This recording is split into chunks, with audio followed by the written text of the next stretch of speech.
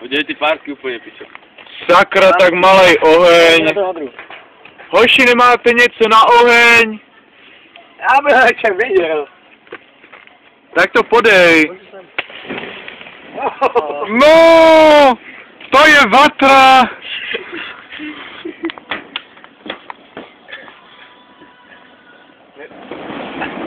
No! Ještě tam suchý listy.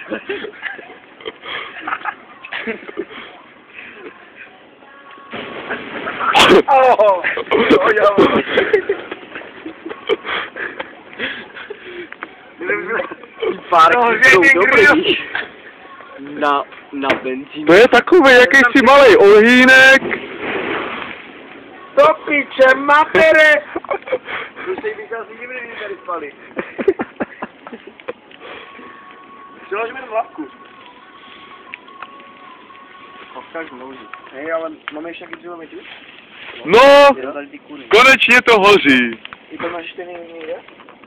No vevnitř, ale tady ty kořeny mám nějaký. Ty tam ještě něco přilož, dokud tam je vatra.